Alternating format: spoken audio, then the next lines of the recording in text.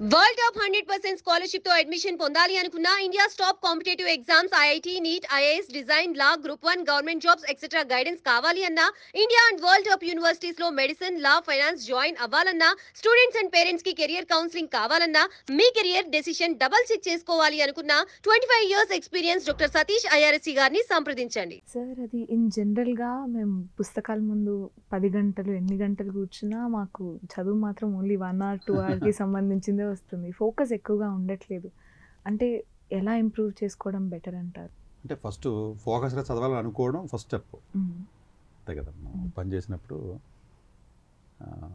ఎప్పుడైతే ఆ ఇంటెన్షన్ కొంచెం మనకి పాజిటివ్గా ఉందో ఆబ్వియస్గా చేసి వర్క్ మీద కొంత జనరల్గా ఒక అటెన్షన్ పెరుగుతుంది మనకి.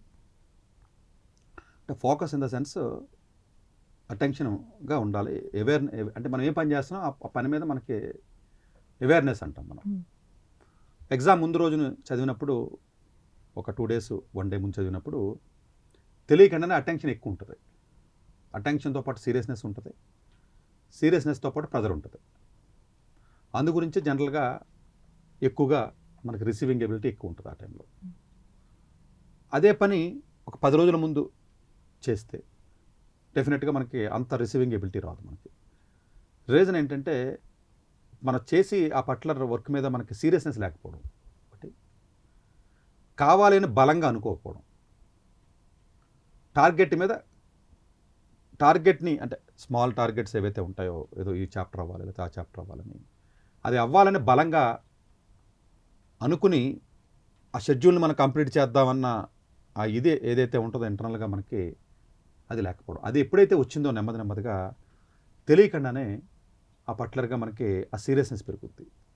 సో ఫోకస్ అంటే లాజికల్గా చెప్పాలంటే సీరియస్నెస్ పెరగడం బాడీకి. సీరియస్నెస్ ఎప్పుడు పెరుగుతుంది? నువ్వు చేసి పని మీద నీకు అది నాకు కావాలని బలంగా నీకు కోరిక ఉన్నప్పుడు సీరియస్నెస్ పెరుగుద్ది. అంతే కదా, ఆ కోరికే అంతే కదా. ఒక చోటకి వెళ్ళాలంటే ఒక్కొక్క రకంగా తయారై వెళ్తాం మనం. అక్కడ అది అవసరం, మనకు అది ఇంపార్టెంట్ మీటింగో లేకపోతే ఇంకోటో ఎక్సో వైయో జట్టు ఒక రకంగా మనం బిహేవ్ చేస్తాం. మామూలుగా వెళ్ళాలంటే పెద్దగా ఏం కాకుండా వెళ్ళిపోతాం. బట్ రెండింటికి అదే టైం. అప్పుడు అరగంటే తయారై ఉండొచ్చు, ఇప్పుడు అరగంట తయారై ఉండొచ్చు. కానీ ఒక స్పెసిఫిక్ పర్పస్కి వెళ్తున్నప్పుడు లేకపోతే ఏదైనా కొంచెం సీరియస్గా ఉన్నప్పుడు లేకపోతే ఏదైనా ఉన్నప్పుడు ఒక రకమైనగా మనం బిహేవ్ చేస్తాం. చాలా జాగ్రత్తగా అన్నీ చూస్తాం, మనం అన్నీ చూసుకుంటాం 1-2 సార్లు. కారులో పెట్రోల్ ఉందా లేదా అయిపోతుందా లేదా ఉందా అలా రకరకాలుగా అంటే అన్నీ చాలా జాగ్రత్తగా ఆలోచిస్తాం మనం. అంటే జాబ్ చేసినప్పుడు కూడా 10 గంటలు జాబు చేస్తారు డైలీ అనుకుందాం. రోజు 10 గంటలు జాబ్ చేసినా రోజు అవుట్కమ్ రాదు. బాస్ బాగా ప్రెజర్ ఇచ్చాడు అనుకుందాం, కంపల్సరీ ఇది అయిపోవాలి సాయంత్రం, అప్పుడు ఎక్కువ అవుట్కమ్ వస్తుంది. మిగతా టైంలో కూడా 10 గంటలు మీరు ఆఫీస్లో కూర్చున్నారు, ఇప్పుడు 10 గంటలకు కూర్చున్నావు, తేడా ఏం లేదు.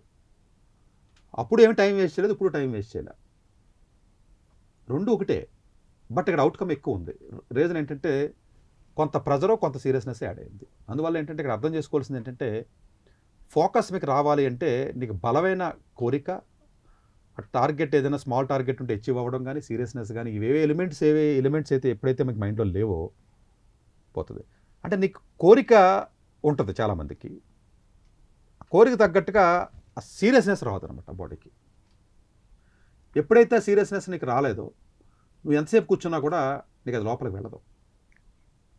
ప్లస్ కంపల్సరీగా ఈరోజు ఈ చాప్టర్ అవ్వాలి అని అనుకున్నప్పుడు నిన్న అవ్వకపోతే ఈరోజు కూడా వదిలేస్తే అలాగ అవ్వట్లేదు కదా అని. అంటే టార్గెట్ అచీవ్ అయ్యేటట్టుగా పెట్టాలి, మరీ అన్రియలిస్టిక్గా పెడితే ఎప్పుడూ అవుతుంది అంతే కదా. నువ్వు ఎంత చేయగలవో అంతే పెట్టకుండా నువ్వు మరీ సంబంధం లేకుండా ఎక్కువ పెట్టేసావు అనుకో, నువ్వు ఫర్ ఎగ్జాంపుల్ మొత్తం అవ్వదు కదా. మొత్తానికి అంటే అచీవ్ అవ్వగలిగేటట్టుగా నీకు రీచ్ అవ్వగలిగేటట్టుగా టార్గెట్ కానీ పెట్టగలిగితే అప్పుడు అచీవ్ అవుతావు ఫస్ట్ రోజు. దెన్ సెకండ్ టైం కూడా సెకండ్ డే ఆఫ్ చదివినప్పుడు కూడా కంపల్సరీ ఇది అవ్వాలి, ఈ చాప్టర్ అవ్వాలి అన్నా కాబట్టి తెలియకుండానే ఇది అవుతుంది. అందు గురించే కొంచెం టెన్షన్గా ఉండి టార్గెట్ చేసుకున్న వాళ్ళు రిలాక్స్డ్గా కూర్చొని చదవరు. నువ్వు అబ్జర్వ్ చేస్తే అటు ఇటు నడుస్తూ ఉంటారు, లేదా కూర్చొని లేదా నుంచొని చదువుతూ ఉంటారు, రకరకాలుగా ట్రై చేస్తూ ఉంటారు అబ్జర్వ్ చేస్తే. ఎందుకంటే మైండ్లోకి ఎక్కువ వెళ్ళాలంటే సీరియస్నెస్గా చూపిస్తూ ఉంటారు, అంతే తప్ప రిలాక్స్డ్గా కూర్చొని రిలాక్స్డ్గా ఎలా చదవడం అలా కనపడరు అబ్జర్వ్ చేస్తే. నువ్వు తెలియకుండానే ఎగ్జామ్ రేపు అనగా ఎలా చదువుతాం, మనం రిలాక్స్గా చదవం మనం. సేమ్ అది మిగిలిన రోజుల్లో కూడా టార్గెట్స్ మనం ఫిక్స్ చేసుకుని ఆ టార్గెట్స్ మనం అచీవ్ అవుతూ ఉంటే కాన్ఫిడెన్స్ పెరుగుతూ ఉంటుంది. మళ్ళీ టార్గెట్ మళ్ళీ అచీవ్ అవ్వడం, మళ్ళీ కాన్ఫిడెన్స్ పెరగడం, మళ్ళీ ఆ కాన్ఫిడెన్స్తో పాటు సీరియస్నెస్, ఇలాగ ఒక్కొక్క ఎలిమెంట్ని మనం అంటే టార్గెట్ని సక్సెస్ చేయడం, అచీవ్ అవ్వడం, సీరియస్నెస్ పెరగడం, కొంచెం ప్రెజర్ పెంచడం, ఇలాగా ఒక్కొక్క ఎలిమెంట్ని యాడ్ చేసుకుంటూ వెళ్తే అప్పుడు ఓవరాల్ ఫుల్ ప్లెజ్డ్గా బాడీ మొత్తానికి నరనరంలోకి బాడీలో ఉన్న అన్ని పార్ట్లుగా సీరియస్నెస్ వెళ్తుంది. బాడీకి సీరియస్నెస్ రానంత వరకు ఏం ఉపయోగం? అంతే కదా, బాడీకి సీరియస్నెస్ రావాల్సిందే కదా. అందుగురించే ఏదైనా ఒక వర్క్ చేసేటప్పుడు ఇన్వాల్వ్మెంట్ అంటారు అది. అందుగురించి ఇప్పుడు ఇంకా మోర్ లాజికల్గా చెప్పాలి అంటే, స్పిరిచువల్ యాంగిల్లో చెప్పాలంటే, చాలా వరకు లైఫ్ని మనం ఏం చేస్తామో తెలియకుండా చేస్తూ ఉంటాం. అంటే మనం దాన్ని అవేర్నెస్ ఉండదు మనకి. అది చేసి పని మీద మనకి అవేర్నెస్ ఉండదు. ఏదో చేస్తూ ఉంటాం, ఏదో టైం వేస్ట్ అవుతూ ఉంటుంది, అలా నడుస్తూ ఉంటుంది. ఎప్పుడైతే చేసి పనిని ఇన్వాల్వ్మెంట్ అవేర్నెస్ వచ్చిందో అప్పుడు ఆ లైఫ్ని పర్ఫెక్ట్ మీనింగ్ కూడా దాన్ని మనం ఎంజాయ్ చేయగలం. That can be any experience, ఇది bad experience or good experience. మన లైఫ్ని ఎక్స్పీరియన్స్ చేయం అసలు. ప్రాబులీ అంటే మరి నీ ఏజ్కి అండర్స్టాండ్ చేసుకునే అంత ఇది ఉండకపోవచ్చు, కానీ లైఫ్ని ఎక్స్పీరియన్స్ చేయడం అంటే ఇన్వాల్వ్ అవి చేయడం. ఆ పని బ్రాడ్ టర్మ్స్ చెప్పాలి, అంటే ఇన్వాల్వ్ అవ్వాలి కదా. ఇన్వాల్వ్ అయినప్పుడే కదా మనం ఆ వర్క్ని మనం చేయగలం, దాన్ని ఆ ఎక్స్పీరియన్స్ చేయగలం మనం. ఏ ఎక్స్పీరియన్స్ అని అవ్వచ్చు, వరస్ట్ ఎక్స్పీరియన్స్ అవ్వచ్చు, మంచిది అవ్వచ్చు, that can be anything.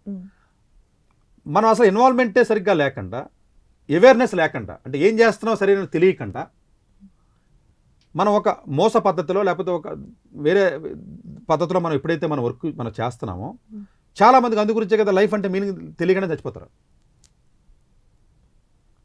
Majority of the people the హ్యూమానిటీలో హ్యూమన్స్ లైఫ్ మీనింగ్ తెలియకుండా చచ్చిపోతారు వాళ్ళు.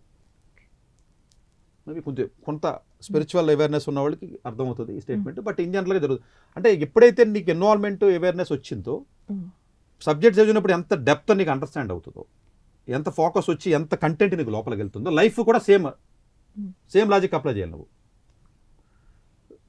చేసి చదువు కాకుండా మిగతా పనులు చేసినప్పుడు కూడా నువ్వు అంతే ఇన్వాల్వ్మెంట్తో కానీ నువ్వు ఉంటే తెలియకుండా లైఫ్ను కూడా ఎక్స్పీరియన్స్ చేస్తావు నువ్వు బాగా. ఆ ఎక్స్పీరియన్స్ చేయాలి అంటే ఒక సీరియస్ చదువుతున్న స్టూడెంట్ స్టడీస్ మీద ఏ విధంగా అయితే ఫోకస్ పెట్టాడో లైఫ్ మీద కూడా అలాగే ఫోకస్ పెట్టాలి ఆ రోజు ఉన్న యాక్టివిటీ మీద. అప్పుడు మాత్రమే వాడికి తెలుస్తుంది ఏది కరెక్ట్ ఏది కరెక్ట్ కాదు, లేకపోతేనేమో ఎలా ఏది బెటర్ ఎక్స్పీరియన్స్, ఏది మంచి ఎక్స్పీరియన్స్. ఈ ఎక్స్పీరియన్స్ మనం ఏం నేర్చుకున్నాం, మనం ఏదో పని చేస్తాం, ఫెయిల్ అవుతూ ఉంటాం, వదిలేస్తూ ఉంటుందని. ఎందుకంటే మనం లోపలికి వెళ్ళాం దాంట్లో. మనం ఇన్వాల్వ్మెంట్ అయినోడు ఒక రకంగా ఆలోచిస్తాడు, ఇన్వాల్వ్మెంట్ కానోడు ఒక రకంగా అట్లా ఆలోచిస్తూ ఉంటాడు జనరల్గా. సో అందువల్ల ఏంటంటే డెఫినెట్గా ఆ సీరియస్నెస్ అనేది బలమైన కోరిక ఉన్నటువంటి వ్యక్తికి సీరియస్నెస్ ఉంటుంది. నీకు ఆకలేసింది, డబ్బులు సంపాదించాలి, 10 రూపాయలు భోజనం కావాలి, అవసరం, సీరియస్గా ఆలోచించి వర్క్ చేసినప్పుడు సీరియస్గా చేస్తావు. సరిగ్గా చేయకపోతే డబ్బులు ఇవ్వడమో భయపడతావు, అంతే కదా. డబ్బులు ఏమైనా పొమ్మంటాడేమో బాబుని భయపడతావు. అట్లా ఏంటంటే కొన్ని సందర్భాల్లో అవసరం నేర్పిస్తూ ఉంటుంది, తెలియదు. కొన్ని సందర్భాల్లో వాళ్ళకి ఆ కోరిక కానీ బలంగా ఉన్నట్లయితే ఆటోమేటిక్గా సీరియస్నెస్ వస్తుంది. అందువల్ల ఫోకస్ అనేది ఒక ఎలిమెంట్, ఒక పర్టికులర్ సెంటెన్స్, ఒక పాయింట్ కాదు. అది డెఫినెట్గా అది చాలా ఫ్యాక్టర్స్ ఇన్వాల్వ్ అయి ఉంటాయి. కాబట్టి అది నెమ్మదిగా పెంచుకుంటూ వచ్చినట్లయితే డెఫినెట్గా మెంటల్గా స్ట్రాంగ్ అవుతారు. మెంటల్గా స్ట్రాంగ్గా ఉన్న వ్యక్తి మాత్రమే ఫోకస్ పెట్టగలడు. మెంటల్గా స్ట్రాంగ్గా ఉన్నాడు అంటే వాడికి సీరియస్నెస్ ఉన్నట్లు లెక్క. అన్ని విషయాల్లో సీరియస్నెస్ లేకపోయినా కొన్ని చేసి పనిలో సీరియస్నెస్ ఉంటుంది. ఇప్పుడు నేను మెంటల్గా చాలా స్ట్రాంగ్ పర్సన్ని, ఏదైనా వర్క్ చేసినప్పుడు చాలా సీరియస్గానే చేస్తాను. మిగిలిన టైంలో అంత సీరియస్గా చేయకపోవచ్చు నేను. అది అంత ఇంపార్టెంట్ వర్క్ కాకపోయి ఉండొచ్చు. ఇప్పుడు నీతో మాట్లాడతాను, అంత సీరియస్గా మాట్లాడను నేనేమి. నాకు రెగ్యులర్గా నాకు అలవాటు కాబట్టి నాకు చెప్పగలను మాట్లాడతాను నేను. బట్ ఏదైనా ఒకటి చదవాలనుకో మేబీ సీరియస్గా చదువుతా. ఇన్వాల్వ్మెంట్ అప్పుడే నేను ఇది చేయగలను కదా. మేబీ ఇప్పుడు నీతో మాట్లాడినప్పుడు నేను ఎక్స్పీరియన్స్ అవుతానే ఎంజాయ్ చేస్తాను. It's a different emotion. చదివినప్పుడు నేర్చుకుంటాను కాబట్టి అక్కడ డిఫరెంట్ ఎమోషన్ అది, అంతే కదా. అట్లా ఇప్పుడు అలా డిఫరెంట్గా చదువుకు సంబంధించి వచ్చినప్పుడు డెఫినెట్గా కొంత సీరియస్నెస్ ఉన్నట్లయితే, ప్రెజర్ కూడా కొంత ఉన్నట్లయితే డెఫినెట్గా నీకు పెరుగుతుంది, ఇబ్బంది ఉండదు. డాక్టర్ ఏ సతీష్ గారు ఏపీ తెలంగాణ విద్యార్థులకు సుపరిచితమైన పేరు. సతీష్ గారు 2001 యూపీఎస్సీ పరీక్షల్లో ఉత్తీర్ణులై ఇండియన్ రైల్వే విభాగంలో ఉద్యోగం సాధించారు. సతీష్ గారు చదివిన చదువులు engineering, MTech, MBA, executive MBA, MSc, MBA HR, MA psychology లాంటి పోస్ట్ గ్రాడ్యుయేషన్ డిగ్రీలతో పాటు డాక్టరేట్ కూడా చదవడం జరిగింది.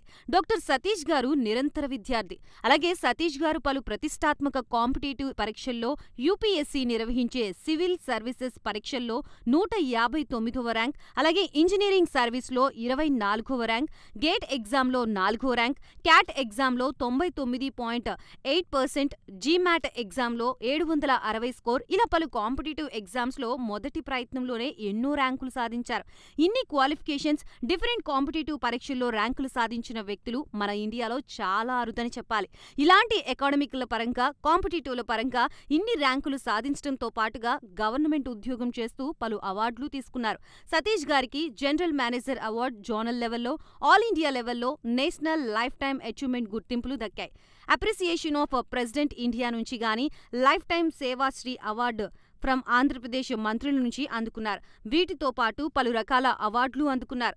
ఎన్నో ప్రతిష్టాత్మక ఆర్గనైజర్స్ సంస్థలో పర్మనెంట్ మెంబర్గా ఉన్నారు. కష్టపడి పైకి వచ్చిన వ్యక్తి కావడం వల్ల గత 20 సంవత్సరాల నుంచి ఎంతో మంది చిన్నపిల్లల దగ్గర నుండి 5, 6 తరగతి విద్యార్థుల నుంచి పెద్ద పెద్ద పీజీ, పీహెచ్డీ కాలేజీలకు వెళుతూ విద్యార్థులకి అవగాహన కల్పిస్తూ ఉంటారు.